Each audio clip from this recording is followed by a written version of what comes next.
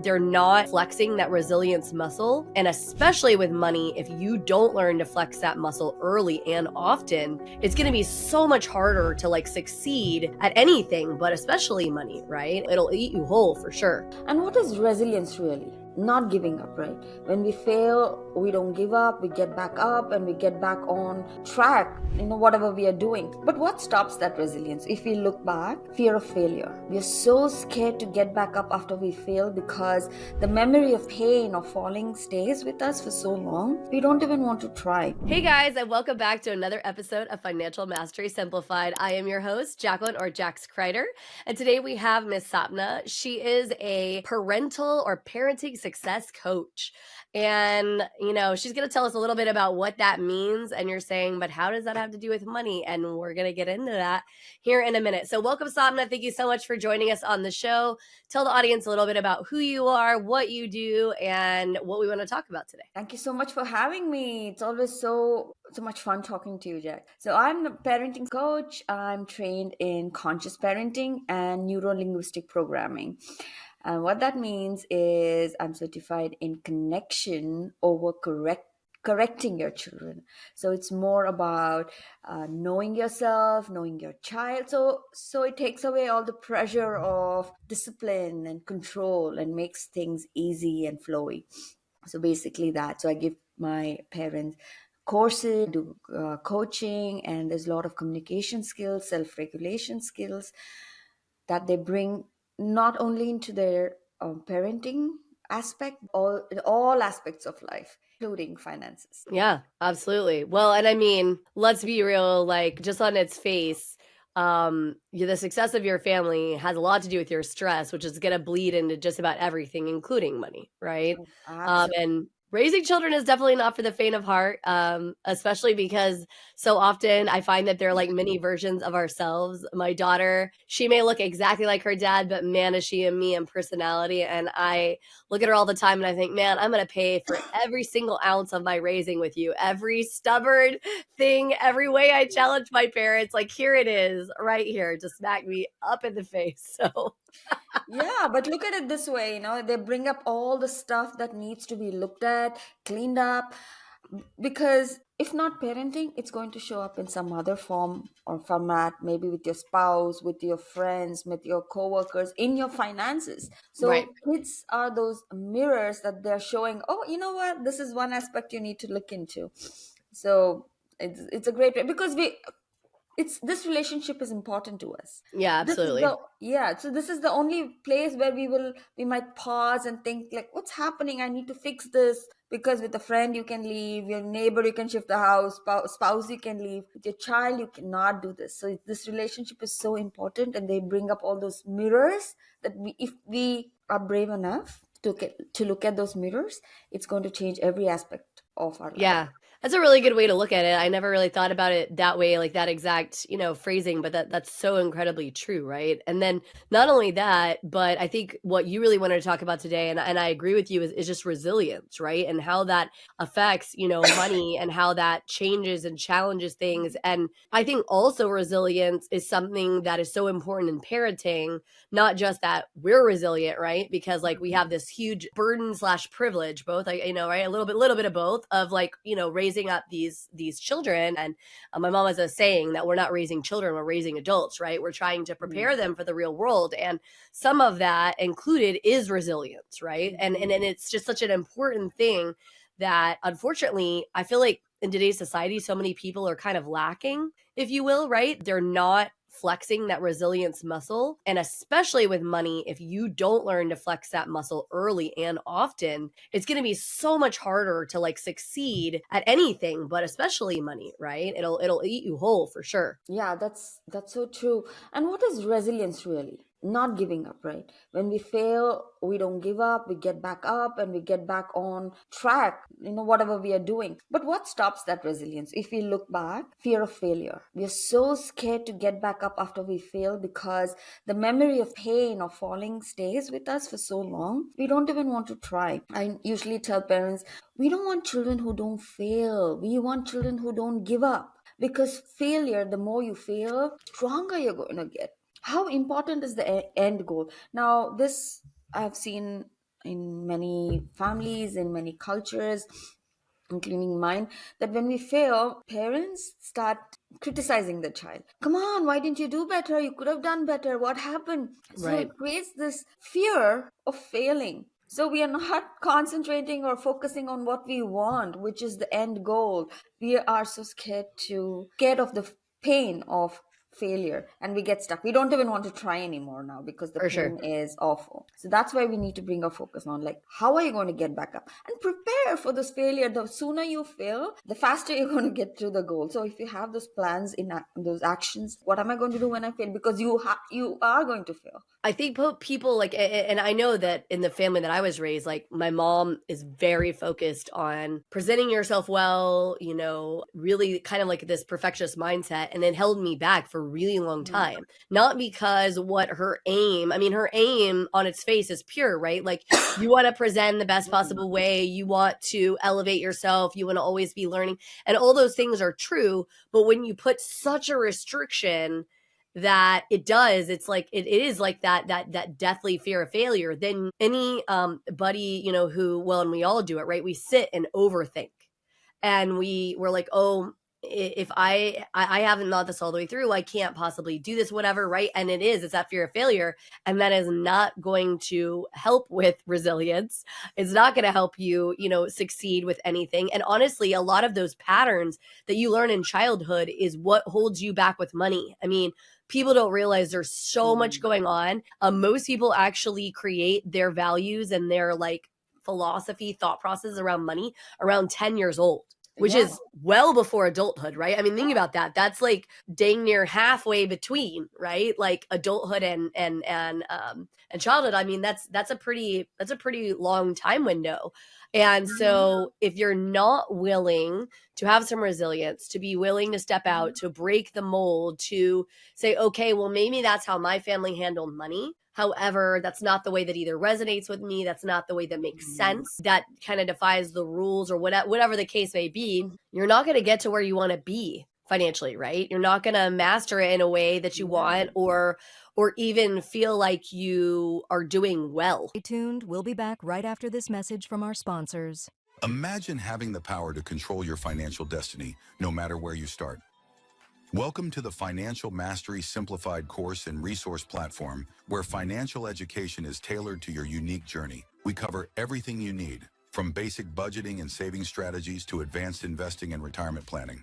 Learn at your own pace with lessons that match your level of experience. Whether you're a beginner or looking to enhance your financial knowledge, join our community of learners and benefit from shared insights and expert guidance. The Financial Mastery Simplified course and resource platform equips you with the skills and confidence to take charge of your financial future. Ready to master your finances? Enroll in our courses today at the Financial Mastery Simplified course and resource platform. Start your path to financial independence now.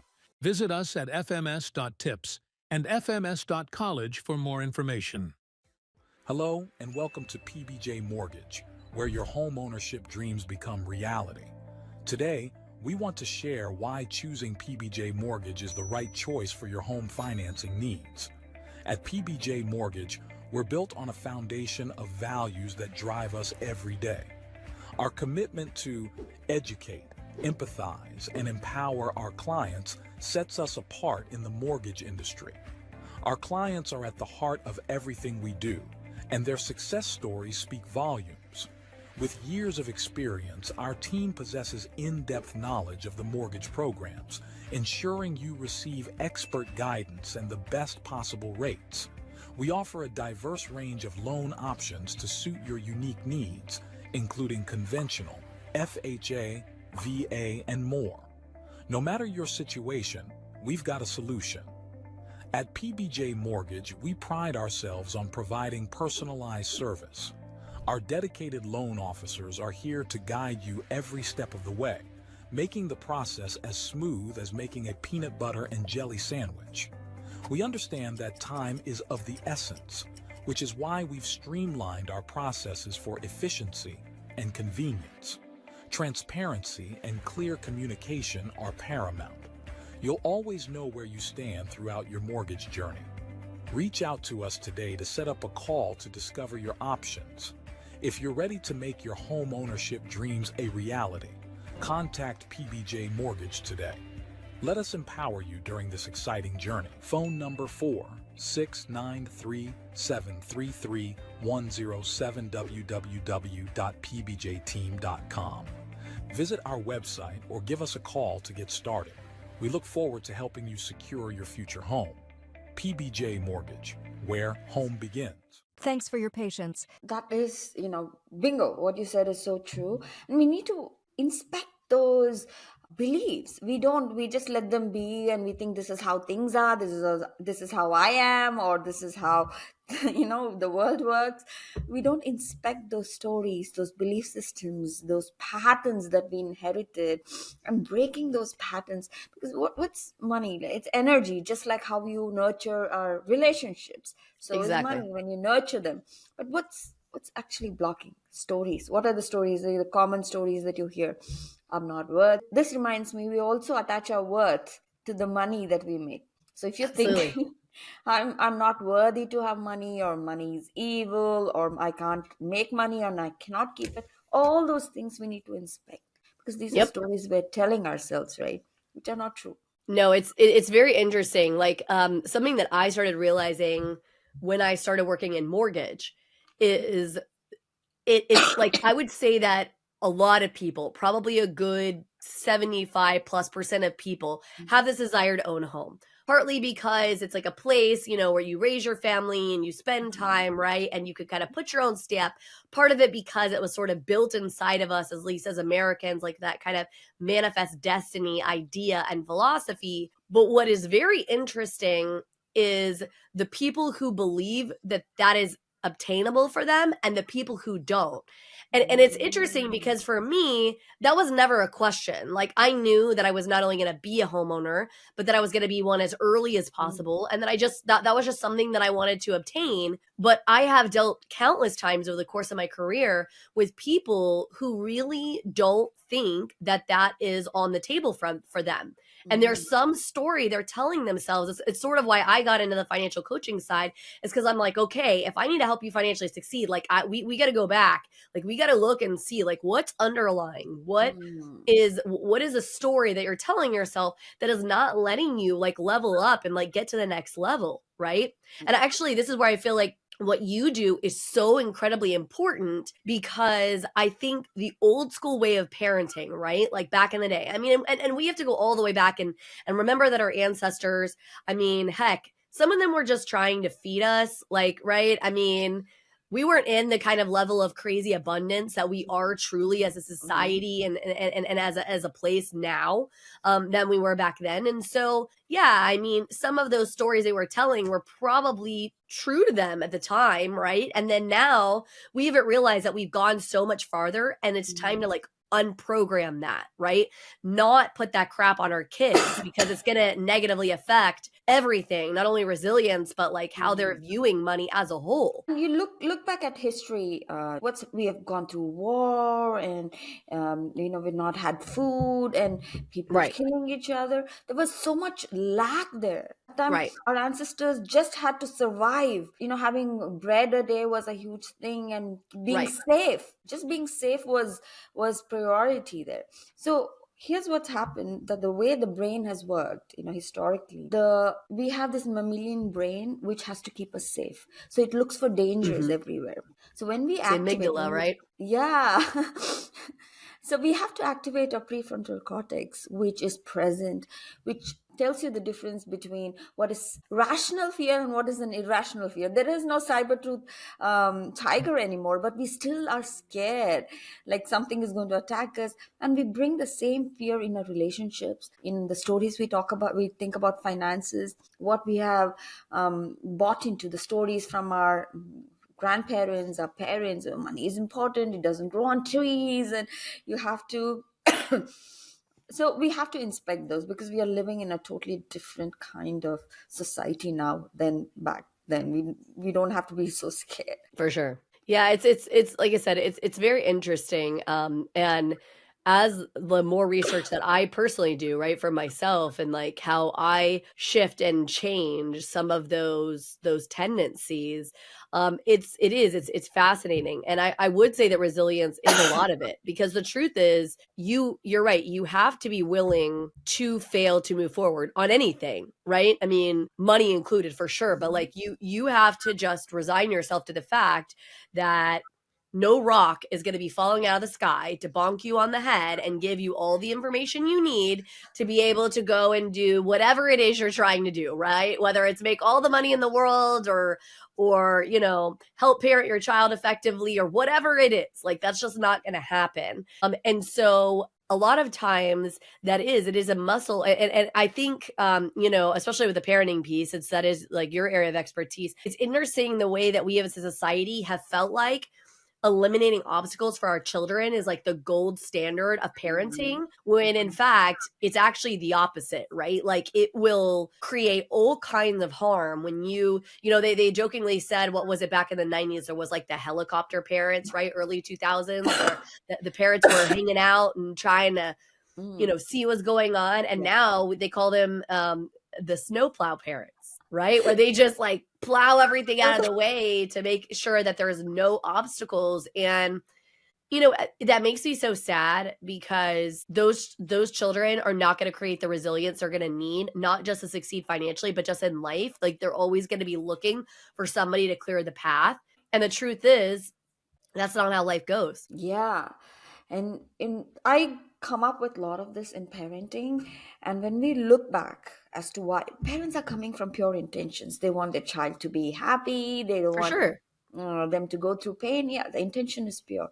But if you peel back those layers as to what's happening here, parents are so afraid of their children feeling pain, the pain of failure, maybe the pain of not having resources, maybe the pain of failure, maybe because they haven't dealt with their own fear of pain, and they think pain is intolerable and it's something to be something we need to run away from, and always chasing happiness, being happy. Imagine a life where you're happy, happy, happy, happy all the time. That's not something. Life throws all emotions at you and everything for a reason, right? We fall so that we learn to get back up, but we are so scared of that because we haven't sat and felt that pain, and we haven't accessed the lessons that it's showing us. So we want to push past all of that and get back to joy faster, quicker. And that's what For we're sure. trying to do for our children, not understanding that this is the way life works. It has all emotions. We need to feel everything, get past it. And that is what makes us stronger, braver, more creative. Even boredom, right? Let's take boredom, for example. Boredom is the place from where creativity is born, but we're so afraid of letting our children being bored. We hand electronics to them, and then children get addicted, and then we don't know what to do with it. It's a cycle. So it comes back to that resilience. How is resilience born? When we learn how to fail, we know how to sit with the pain of failure, we know how to get back up, how to self-regulate. We're stronger, right? Absolutely. Stay tuned. We'll be back right after this message from our sponsors. Welcome to Financial Mastery Simplified, your go-to podcast for making smart money decisions. We break down complex financial topics into easy-to-understand advice you can use every day. Our experts cover everything from budgeting and saving to investing and retirement planning. We give you the tools to take control of your money and build the future you want. With Financial Mastery Simplified, you'll feel informed and empowered to make the best choices for your financial health. Tune in to Financial Mastery Simplified on your favorite podcast platform. Start your journey to financial confidence today. Visit us at fms.tips and fms.college for more information. Welcome to House U, where we believe in the power of education. At House U, we're more than just a brand. We're your partner in home ownership, dedicated to educating, equipping, and empowering you every step of the way. Education is at the heart of everything we do. We offer comprehensive resources designed to make home ownership simple and accessible for all.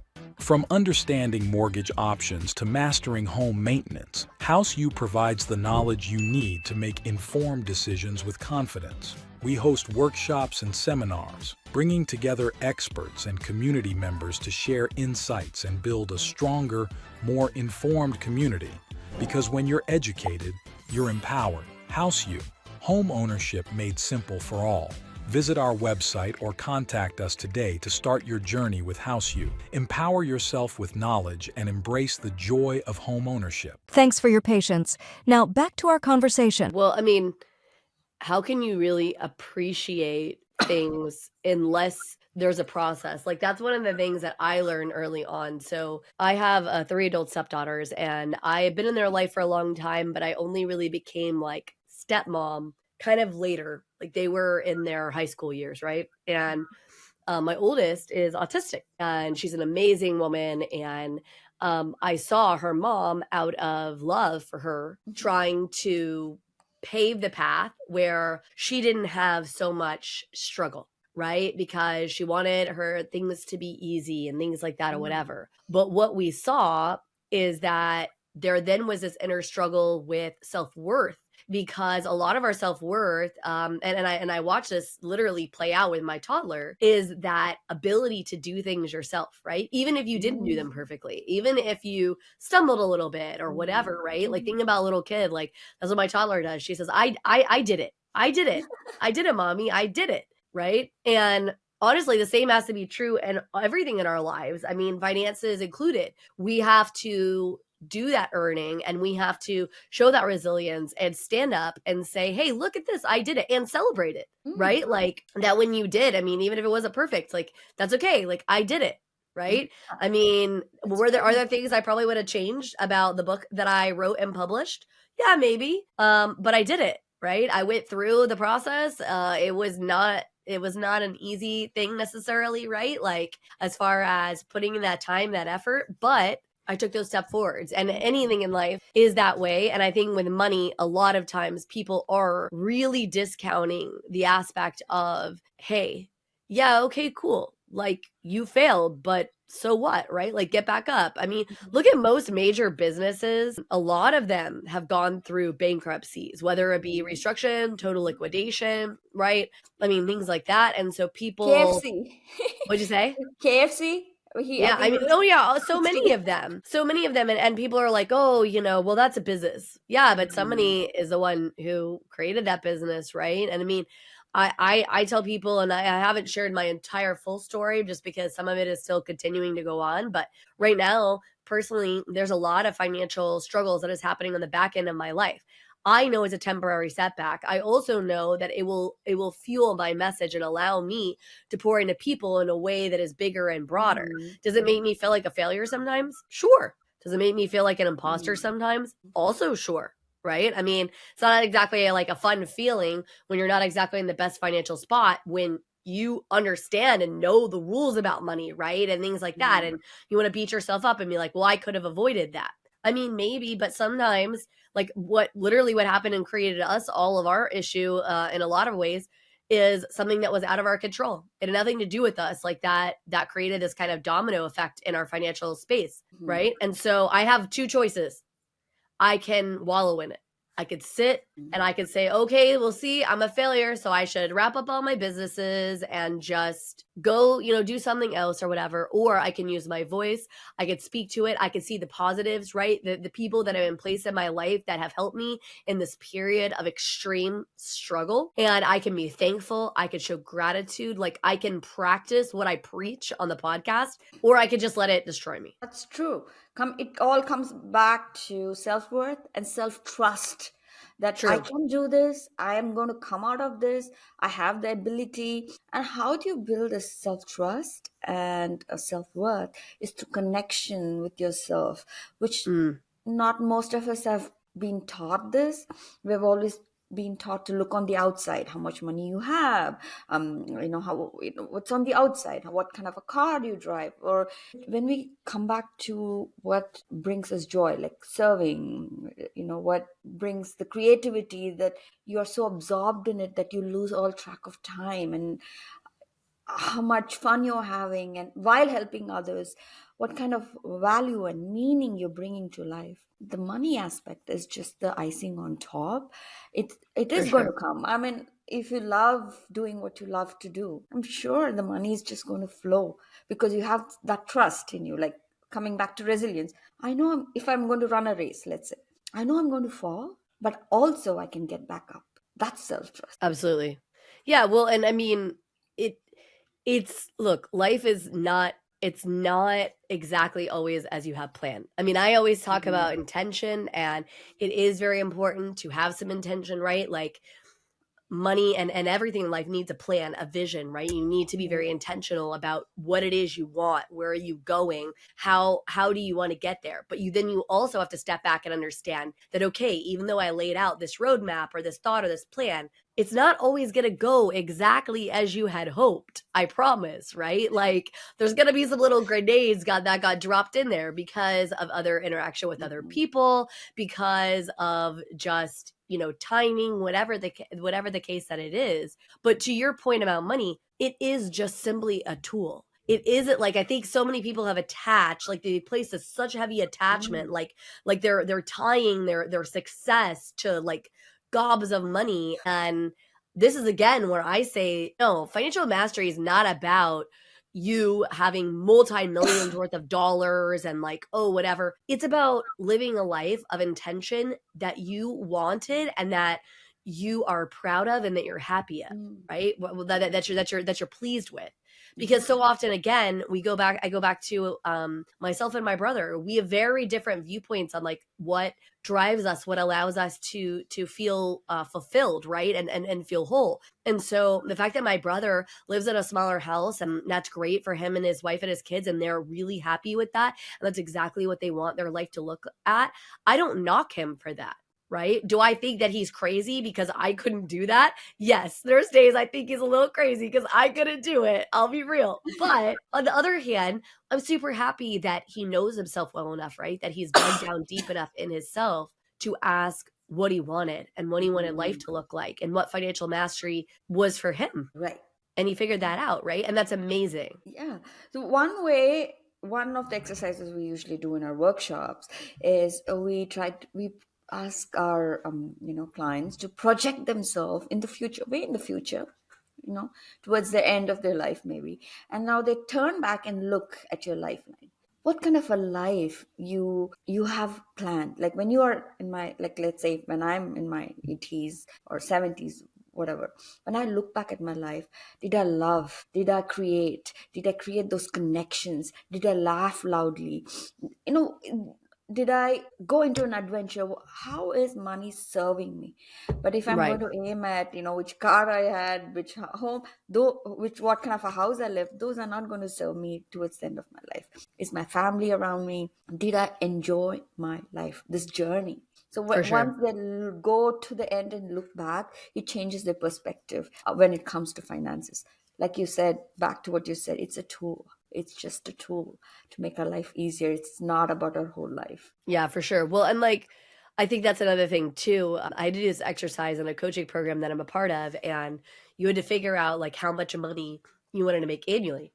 And when you put all of those things down, basically the coach's point was, why did you put that number down? Did you put it down because somebody told you to put it down? Or did you work backwards and you figure out that that's really what you wanted to do and whatever? Like one of my biggest desires to make a lot of money is not it's not coming out of a selfish place. Like, yes, it will help serve me and like give my, my children better opportunities and things like that. But that's not really the reason. And I want to make a fair bit of money. I want to do it because number one, it'll be the evidence that I have touched the amount of people in the lives that I really intended to touch. And number two, it gives me the ability to give back in a bigger and broader way. Right? I can use that money and I can give towards things that I'm passionate about. I can help other people who maybe need that leg up, right? Yeah. From the financial perspective. And so again, that's where again money is a tool, and everybody has different drivers. And so I feel like in order to truly meet a financial mastery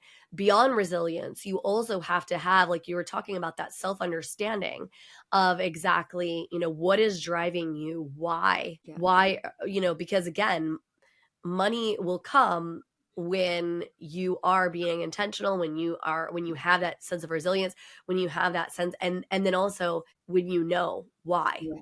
Yeah. Why does it need to exist? Yeah. Why are you bringing it into your world and into your space, Yeah. right? And let's be real, money is fun. Who doesn't like money? We all like For money. sure. Yeah, it's not, it's about abundance. Let's talk about abundance versus money. That's my word of the year, abundance. Abundance, right? We need to have unlimited money, because how many people we know who have money but they're miserable, the stresses, the For ailments sure. they're having. So that is not the goal. Abundance is the real goal. Look around you, how much abundance we have. Could be that we could breathe today, we could walk today. um, Abundance, as you see abundance when you go into a grocery store. I use this all the time whenever I go into a grocery store. The abundance around me, the apples and the tomatoes, and I don't have to go and do hard labor to have access to all of them. You just walk into a store, and just for a moment, if you pause and look around you, the abundance that you can go into a store and pick up what you want. I use this as a regular practice when I walk into a store. I'm like, oh my God, look at all these apples here. Look at all these vegetables here.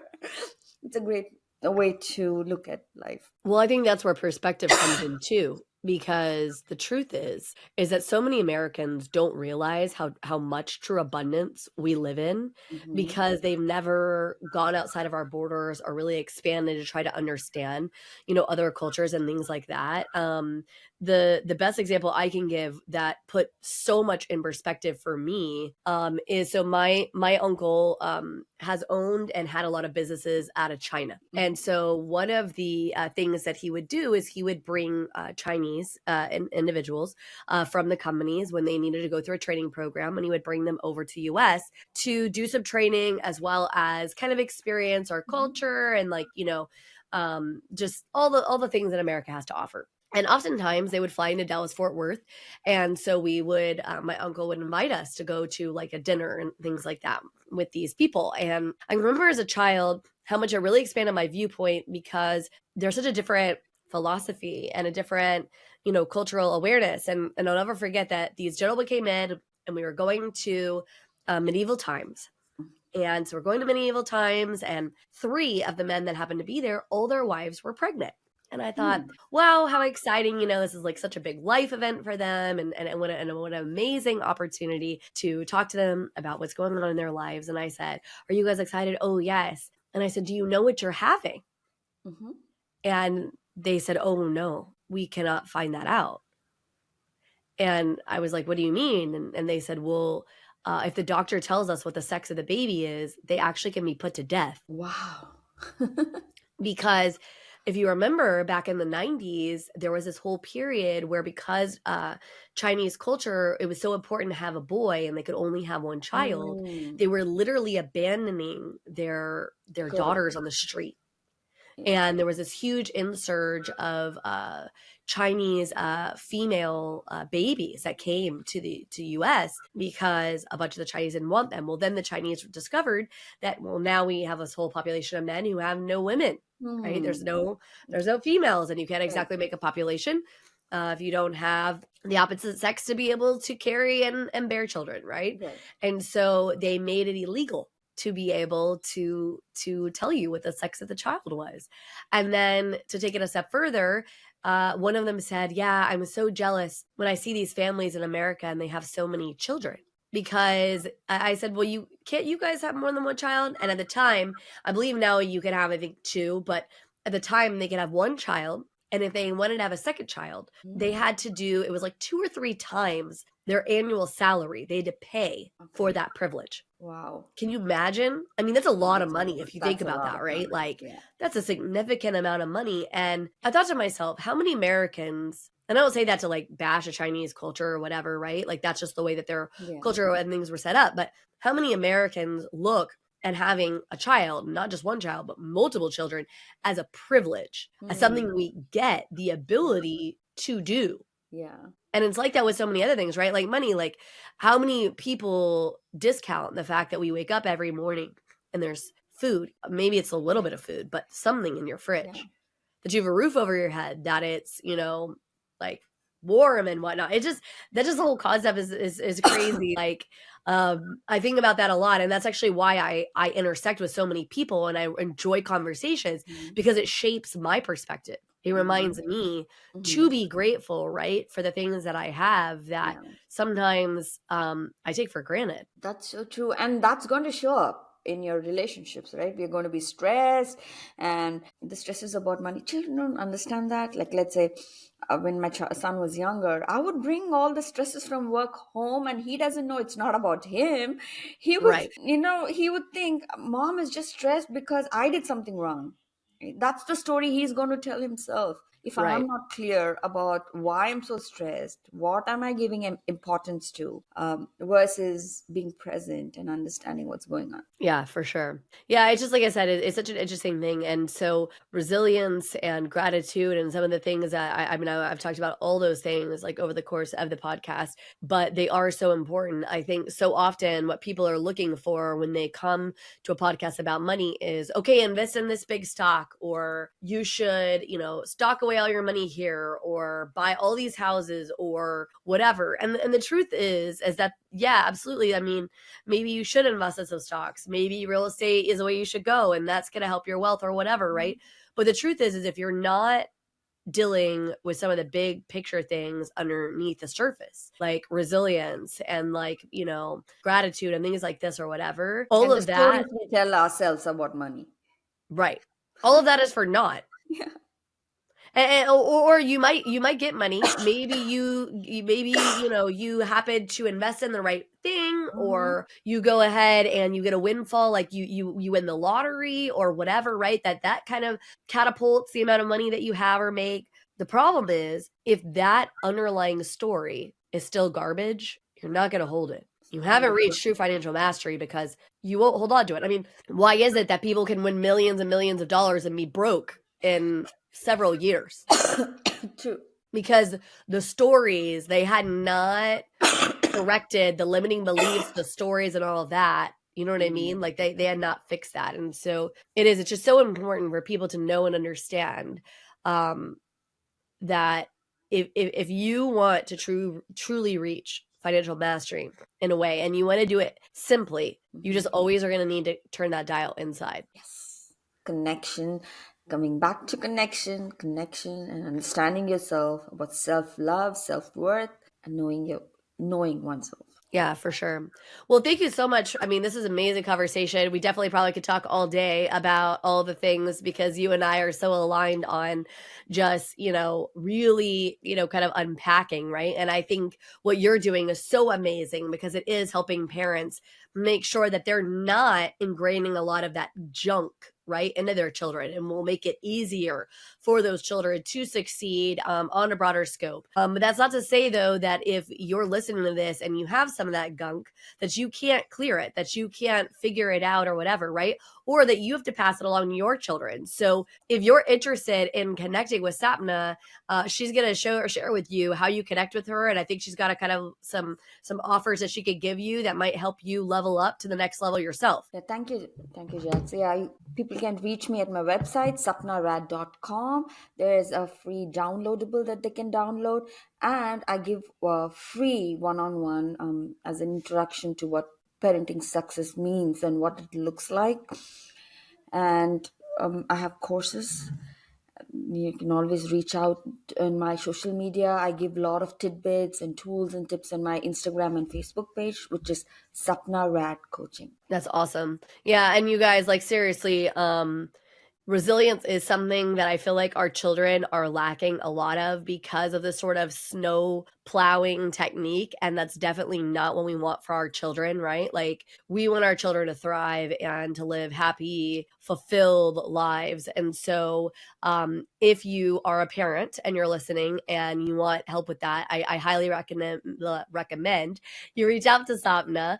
And again, this has been such an amazing podcast episode. We are very appreciative. I hope this levels you up to the next level on Financial Mastery Simplified. And we look forward to seeing you back on the next episode.